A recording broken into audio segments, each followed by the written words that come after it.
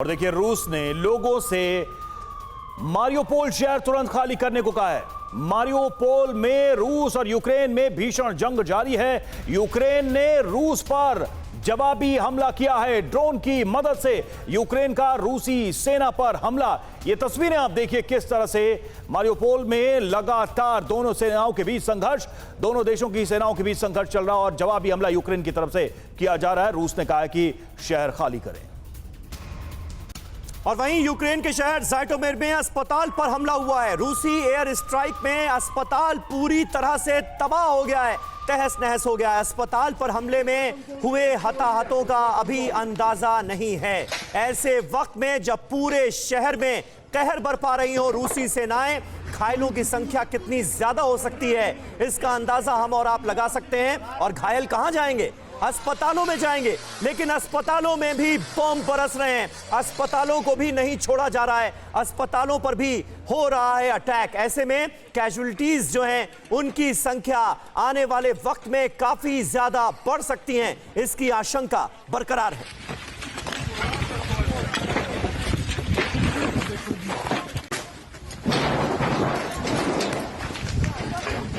आग के गोले में तब्दील हो गया ये पूरा का पूरा अस्पताल, पूरी बिल्डिंग धराशायी हो चुकी है। रेस्क्यू ऑपरेशन को इस वक्त वहां पर अंजाम दिया जा रहा है।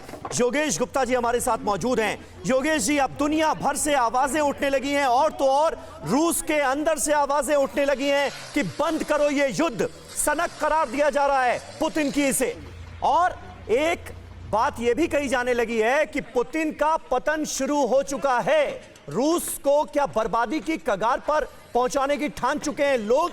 ये भी सवाल पूछने लगे हैं रूस के अंदर से ही। सवाल यह है कि आखिर कब तक? आप बिल्कुल ठीक कह रहे हैं सबीर। ये युद्ध जो है, लोग कह रहे हैं कि ये पुतिन की लड़ाई है, रशिया की लड़ाई नहीं है। और पुतिन ने जो है वो मतलब अपने कुछ गिने चुने लोगों से बातचीत करके ये युद्ध स्टार्ट कर दिया और उनका जो प्रोग्रेस है वो फार बिलो एक्सपेक्टेशंस है। उनकी आर्मी की परफॉर्मेंस जो है वो फार बिलो एक्सपेक्टेशंस है और ऐसे लग रहा है कि ये मतलब कोई प्रोफेशनल आर्मी का मतलब नहीं है पार्टिसिपेशन। जिस तरह से उनके वो लॉजिस्टिकल सप्लाई इश्यूज आ रहे हैं, खाने के लिए नहीं है आर्मी के पास सामान, वो स्टोर्स में जाके जो है लूट मार कर रहे हैं, पेट्रोल की सप्लाई जो है वो कम पड़ रही है। इसका मतलब इन्होंने सोचा नहीं था कि ये युद्ध इतना लंबा खिंच जाएगा। तो इस तरह की मुसीबतें आ रही हैं और काफी रशिया का ग्लोबल क्रिटिसिज्म हो रहा है।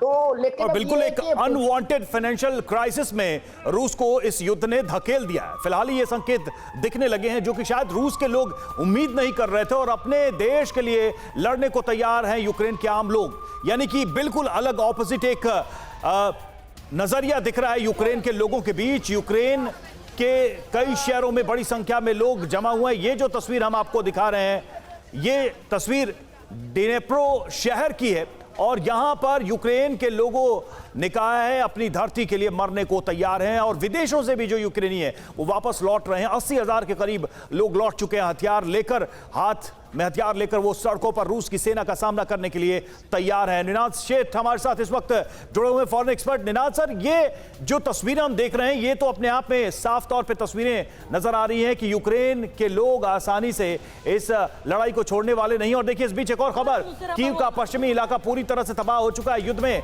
सब कुछ राख हो गया। कीव की ये तस्वीरें देखिए, कीव का ये वेस्टर्न पार्ट है, पश्चिमी इलाका है, पूरी तरह से तबाह हो गया। युद्ध में सब कुछ राख हो गया। इन तस्वीरों को देखकर अंदाजा लगाया जा सकता है कि आखिर किस तरह की भयानक तबाही रूस इस वक्त यूक्रेन में और खासकर कीव जो कैपिटल ऑफ यूक्रेन है, राजधानी है, वहां मचा रहा है। निनाद सर, सवाल यह है कि युद्ध जो हमेशा अच्छे नहीं होते हैं, सभी मानते हैं युद्ध जो है वो किसी के हित में नहीं होते हैं, लेकिन हर लड़ाई का एक मतलब होता है, एग्जाम्पल सेट होता है। रूस ने इस युद्ध से क्या एग्जाम्पल सेट किया? Being a big country of UN group, UNSC के मेंबर होने के नाते और इसके अलावा दुनिया की महाशक्ति होने के नाते आखिर क्या एग्जाम्पल सेट किया रूस ने इस वॉर से?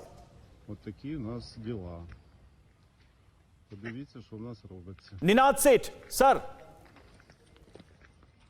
त्रिपाठी सर, आप इस सवाल का जवाब दें। लगता है उनसे संपर्क नहीं हो पा रहा है। यही सवाल मैं आपसे पूछना चाह रहा हूं, इस वॉर से रूस ने क्या एग्जाम्पल सेट किया है पूरी दुनिया के सामने? रूस ने एक्चुअली पहली बात तो यह है कि रूस को खुद नहीं समझ में आया कि इतना ज्यादा उसको झेलना पड़ेगा, और इतनी तबाही तो खैर चूंकि बिल्टअप एरिया है तबाही एक्सपेक्टेड थी, लेकिन उन्होंने ये सोचा कि मोराल डाउन करके सिविलियंस का मोराल डाउन हो जाएगा, गवर्नमेंट वीक हो जाएगी, वो सरेंडर कर देंगे। लेकिन मैं ये भी कहूंगा कि अभी 7 दिन हुए हैं, हो सकता है चूंकि उन्होंने एनसर्किल कर लिया है, और अगर वो कट नहीं, मेरे सवाल का मतलब ये था सर कि आप यूएन के मेंबर हैं, यूएन चार्टर को फॉलो करने के लिए आप बाइंड हैं, वहां कहीं कोई स्थिति नहीं दिखती। जेनेवा कन्वेंशन के सारे उल्लंघन के आरोप आप पे लग रहे हैं, बायलैटरल ट्रीटीज को आपने तोड़ दिया है, इसके साथ ही जो एक हार्मनी बनी हुई थी पड़ोसी देशों के साथ वो भी लगभग खत्म हो चुकी है पूरी तरह से। तो ऐसे में एक बड़े देश ने क्या एग्जाम्पल सेट किया पूरी दुनिया के सामने? चीन के लिए क्या एग्जाम्पल है, भारत के लिए क्या एग्जाम्पल है, अमेरिका के लिए क्या एग्जाम्पल है? ताकत है तो आप कोई भी जो एक आइडियल चीजें होती हैं उसको आप नहीं मानेंगे, अपने हिसाब से चलेंगे, क्या ये एग्जाम्पल है? हाँ, यही इसमें इसको देख करके तो बिल्कुल यही लग रहा है कि रूस ने यही किया कि हमारे पास अभी ताकत है और हम तब तक चलते रहेंगे जब तक कि हम डिस्ट्रक्शन करते नहीं रहें, जो कि एक्चुअली देखा जाए ये सही नहीं है। ठीक है।